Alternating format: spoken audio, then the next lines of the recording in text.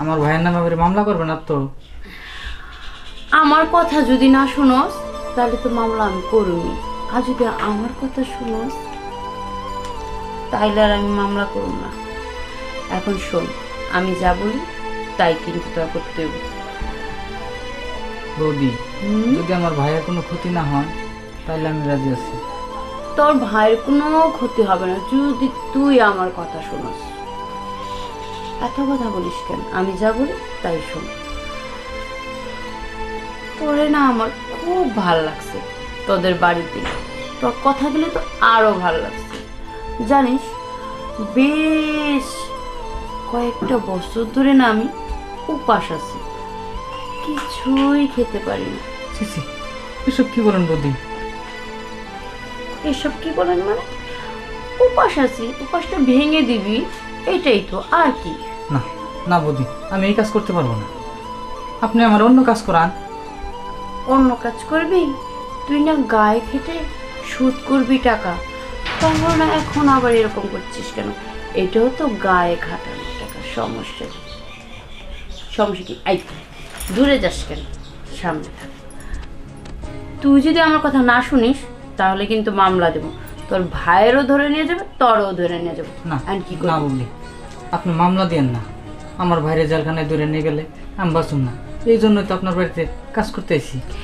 এই তো এখন শানির আইন এসেছো দাদা বাবু।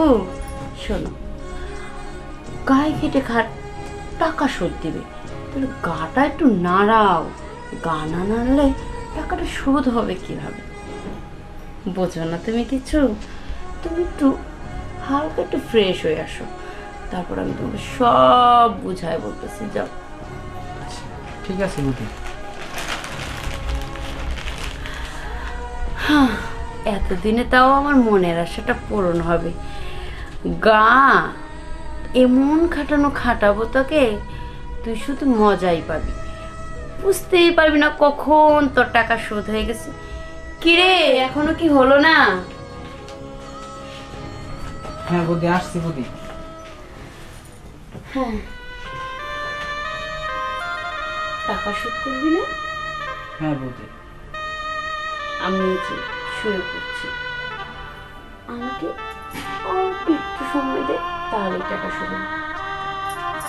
তোর দাদার টাকা শোধ করতে হবে, তোর দাদার টাকা শোধ করে দে। বৌদি, আমার তো আপনি যা বলবেন তা শুনতেই হবে। কই? তো আমার দাদা পুলিশে ধরে নিয়ে যাবে। আমরা আবার গরিব মানুষ, থানা পুলিশ থেকে ভয় পাই।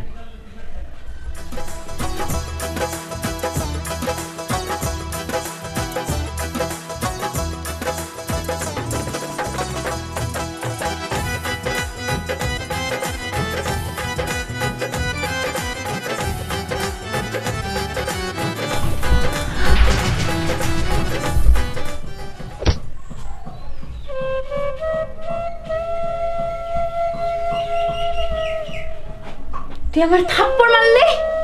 হ্যাঁ, আপনাকে আমি থাপ্পড় মারলাম, কারণ আমি আপনাকে বোনের চোখে দেখেছি, আর আপনি সামান্য দেহের চাহিদা মেটানোর জন্য আপনি এই কাজটা করতে পারলেন। আপনার স্বামীকে ঠকাইতে পারলেন। আপনার স্বামী প্রবাসে আপনাদের সুখের জন্য কত পরিশ্রম করে টাকা পাঠাইতেছে, যাতে আপনারা ভালো থাকেন, আপনারা সুখে থাকেন। আর আপনি সেই স্বামীরে এইভাবে ঠকাইতে চাইতেছেন। আমি আপনার স্বামীকে ঠকাইতে পারবো না, ঠকাইতে দেব না। ভাই, আমার ভুল হয়ে গেছে। আমি আসলে কি জানো, কয়েকটা বছর ধরে একা একা থাকতে থাকতে আমি ক্লান্ত হয়ে গেছি ভাই। আমি কখন যে নিজে পশু বানাই ফেলেছি আমি নিজেও জানি না। তুমি ঠিকই কইছো ভাই, নিজের স্বামীকে ঠকানো ঠিক না। আরে দেহের চাহিদা কি? কিছুই না, এটা হচ্ছে মনের ব্যাপার ভাই। তুমি আমার ভুলটা ভাঙিয়ে দিছো ভাই, তুমি আমার মাফ করে দাও ভাই। তুমি আজকে আমার চোখ খুলে দিছো ভাই। তোমার যখন যা লাগে আমারে বলবা, আমি তোমার সব দিব। ওই যে টাকা পাবো তোমার ভাইয়ের কাছে, ওই টাকাটা তোমার আর দিতে হবে না। সব সময় তোমার এই বোনের পাশে থাইকো।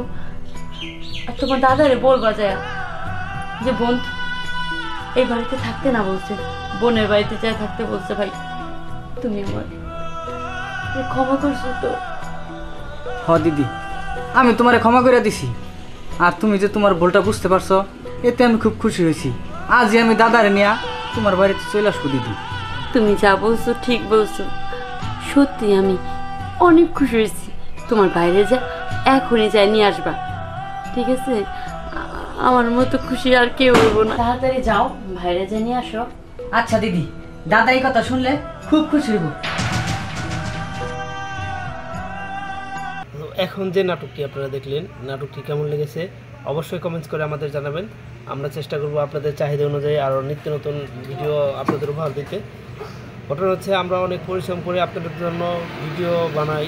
এখন হচ্ছে কথা হচ্ছে যে আপনারা ভিডিও দেখেন, মানে এমনি ভিউয়ার্স মোটামুটি ভালোই হচ্ছে, কিন্তু কমেন্টস ওইরকম নাই।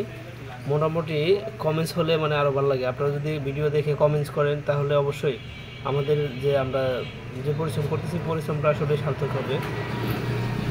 আরেকটা কথা হচ্ছে যে আমাদের নাটকগুলা আপনাদের কাছে কেমন লাগে, ভালো লাগে না মন্দ লাগে, সেটা তো আমরা বুঝতে পারতেছি না। যদি কমেন্টস করতেন তাহলে অবশ্যই বুঝতে পারতাম যে এটা কি ভালো লাগতেছে নাকি মন্দ লাগতেছে। আর আমরা যে ভিডিওগুলো বানাই এই ভিডিও হচ্ছে একটু মানে একটু অন্য টাইপের, যে কারণে আমি আগে আপনাদের কাছে ক্ষমা চেয়ে নিচ্ছি। কারণ হচ্ছে এখানে ওইরকম থাকলেও আমরা অত কিছু বুঝাই না, সম্পূর্ণ গল্পে আপনার মেসেজ আছে। প্রত্যেকটা গল্পে এক একটা কাহিনীর উপর ভিত্তি করে গল্প আমরা তৈরি করে থাকি।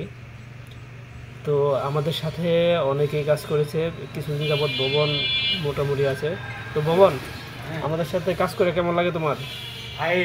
ভালো লাগে? হ্যাঁ, ভালো। তুমি আগে কি করতা?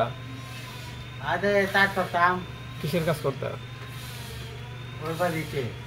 ও, মানুষের বাড়িতে কাজ করতা। হ্যাঁ, যাই হোক, ওর বাবা নাই, ওর বাবা থেকেও নাই, আর মাটা অল্প বয়সে মারা গেছিল, যার জন্য ও একটা এতিম, মানুষের বাড়ি বাড়ি কাজ করতো। এখন আমাদের সাথে ভিডিও বানায়।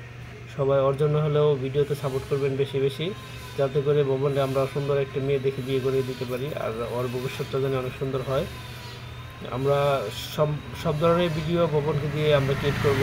কমেডি টাইপের ভিডিও পাবেন, ভিন্ন ভিন্ন চ্যানেলে ভিন্ন ভিন্ন কোয়ালিটি ভিডিও পাবেন।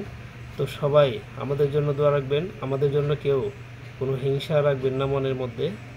সবাই আমাদের বন্ধু, আর আমরা যা কিছুই করি শুধু আপনাদের বিনোদনের জন্যই করি, অন্য কোনো আশা বা আমাদের নেই।